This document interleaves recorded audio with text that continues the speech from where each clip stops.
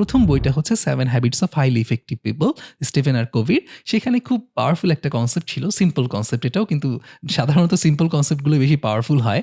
এই আইডিয়াটা হচ্ছে আপনি যদি একটা বড় সার্কেল আঁকেন এবং এই সার্কেলটার নাম দেন সার্কেল অফ কনসার্ন, অর্থাৎ আপনি পৃথিবীর যা কিছু নিয়ে কনসার্ন, যা কিছু আপনি কন্ট্রোল করতে চান, দারিদ্র, বিশ্বক্ষুধা, বিশ্বের যুদ্ধগুলো বন্ধ করা, নিজের লাইফের যত প্রবলেম আছে, যা কিছু আছে, সব কিছুকে যদি আপনি একটা সার্কেলের ভিতর লিখে ফেলতে চান, সেই সার্কেলটা হবে বিশাল বড় এবং সেই সার্কেলটার নাম আমরা দিব সার্কেল অফ কনসার্ন।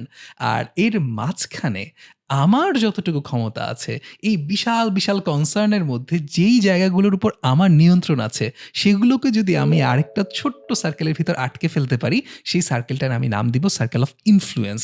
অর্থাৎ যেই ব্যাপারগুলোকে আমি নিজে ইনফ্লুয়েন্স করতে পারি, সেগুলোকে আমি একটা সার্কেলের ভেতর নিয়ে আসবো। আর আমার যত কিছু নিয়ে কনসার্ন আছে, সেই সবগুলো বড় সার্কেলটার মধ্যে আছে।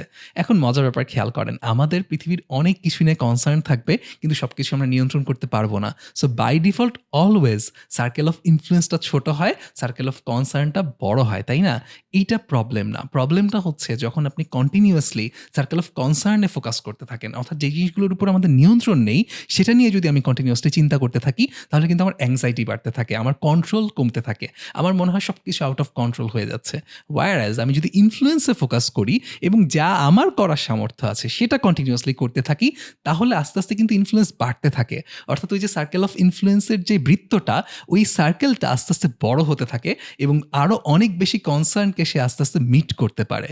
সো এই আইডিয়াটা খুব পাওয়ারফুল আইডিয়া এই জন্য যে এটা প্রোঅ্যাক্টিভ থাকার জন্য, পজিটিভ থাকার জন্য, কমপ্লেইনিং মেন্টালিটি থেকে বের হওয়ার জন্য খুবই পাওয়ারফুল। যে আমি সবসময় আমি যতটুকু করতে পারি, যেটা আমি কন্ট্রোল করতে পারি, শুধু সেটা নিয়ে চিন্তা করি। ভাই যেটা আমার কন্ট্রোলের বাইরে, সেটা নিয়ে আমার চিন্তা করে লাভ নাই, সো আমি এটা নিয়ে চিন্তা করি না। এর মাধ্যমে আমি নিজেকে এনার্জাইজড রাখি।